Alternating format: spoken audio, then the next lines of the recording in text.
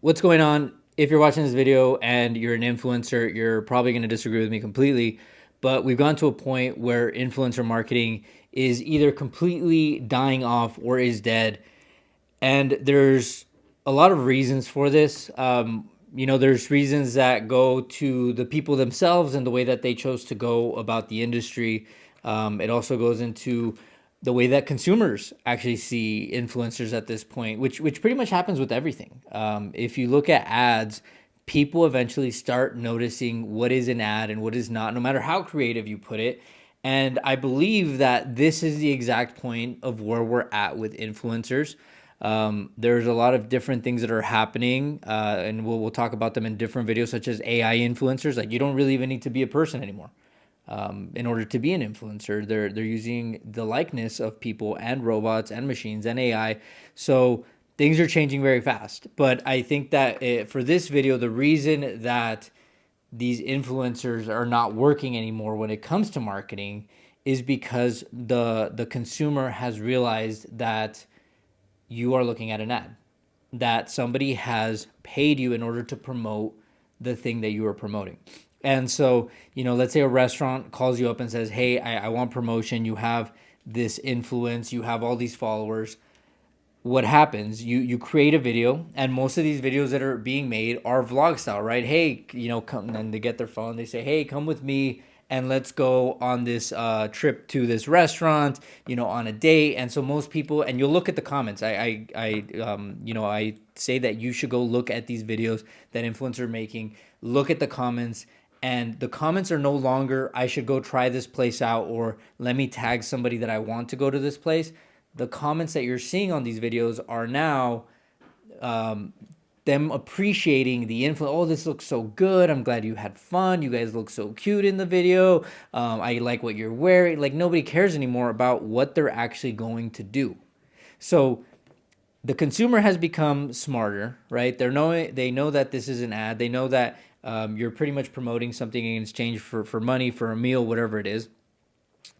Influence, followers, and views don't translate to sales. So not only are the consumers getting smarter, the businesses that would hire these influencers are saying, we're paying a marketing budget and it's not translating to sales. People are not coming into the restaurant like they used to.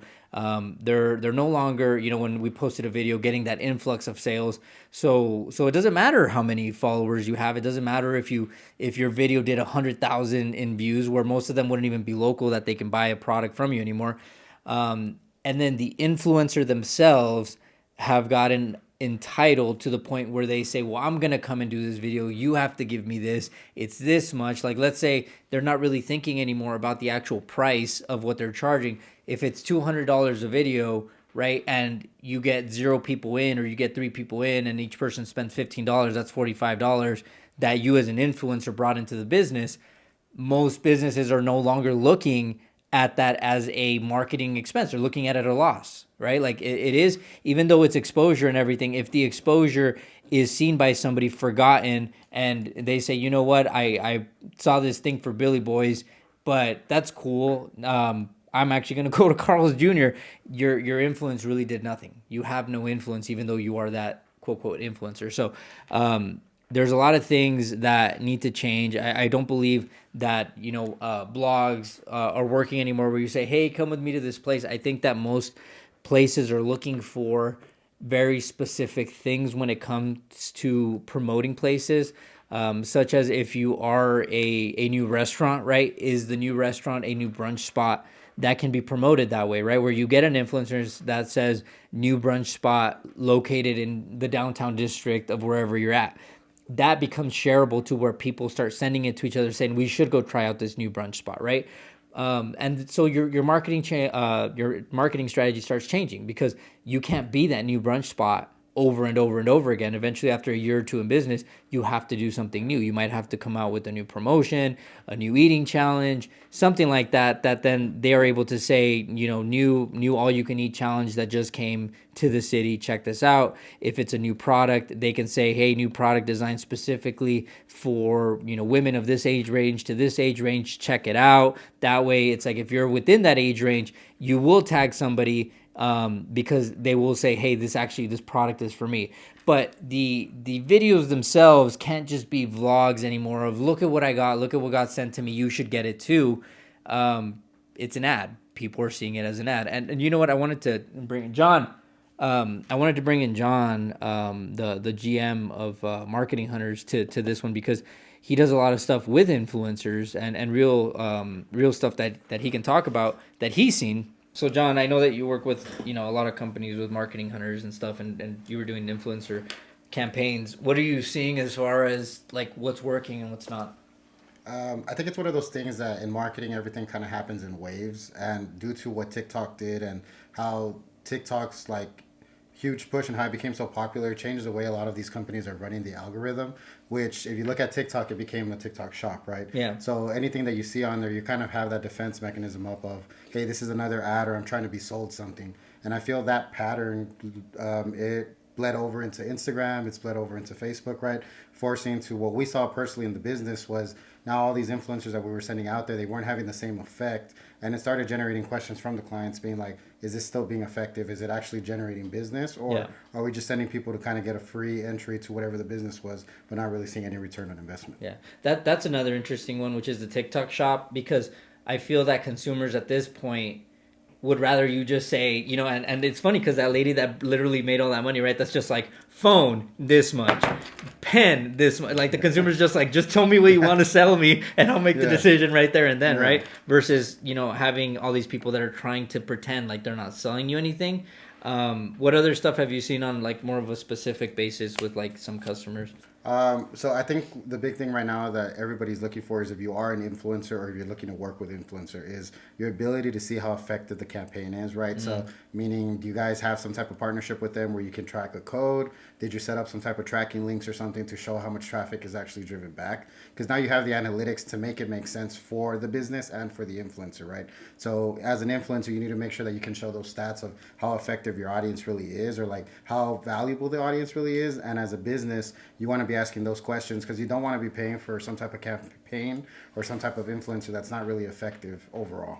Yeah, I think that most business owners really just want to pay for the bare minimum when it comes to marketing right now, and then at that point they're really gauging to see what's effective. And most influencers don't want to hear that, Yeah. They really don't want to hear that. They want to say, I have this many followers and everything, and I'm gonna make a video for let's call it on the low end $150, Yeah. right? And then when you get tested and it say, we're gonna use your name. Let's see how many people come in. Then at that point they're like, I don't want to do that. I don't want to do all that. So yeah, is there anything else you want to add about like influencer marketing? I think the last thing is, as Gary Vee said this, is that right now the way social media is set up is that it doesn't really matter how many followers you have. It matters the type of content that you're putting out, which that also changes the game because before you used to pay based on how many followers an influencer had because you kind of knew that you were guaranteed to be in front of the majority of those people. Now with these changes, it's not guaranteed anymore. If you look at the views that some of these some of these creators with a lot of followers have, it's going to be fluctuating a lot because now it is based on the niche or like what's the content is about, making sure that it reaches the right niche compared to just how many followers the influencer has. Yeah. I think if you are an influencer, the thing that you should be looking at more than anything is it being shared? Right, because I've noticed that most of this stuff doesn't even get shared anymore, and again, most of the comments are literally just like, "You look cute, you look amazing," blah blah blah, and they just glorify the influencer, but it's nothing to do with the business at all. And then the second one is, are in the comments people saying we should go, we should buy this? Can you send me a code? Can I DM you? Where's the link? Like that, I think really shows true influence. And there's been so many. I think we're 3 or 4 years now where a lot of influencers were able to get away with just making video for brand awareness, and now people are looking for the conversion. So that's really all it is. If you are an influencer or if you are a business owner, you're wondering why is this not working anymore, it's probably because of that. I think 2025 is the year of really like collaborations, and if you are going to do something, it's going to be collaborating with people who have true influence that can get people through the door, that can get a result, and that's pretty much what it's going to be. 100% agree. Yeah. Cool. If you guys disagree, and if you're an influencer, I'm sorry. If you want to vocalize what you feel down in the comments, feel free. If you guys have any questions about influencer marketing, what's working, what's not, drop it down in the comments as well. Like, share, subscribe, whatever you guys want to do. We don't have anything to sell you guys. Ultimately, we just want to provide insight and value as to kind of the way things are changing right now, what works, what doesn't, and that way your small business, or if you just are growing your personal brand, this can work for you. So.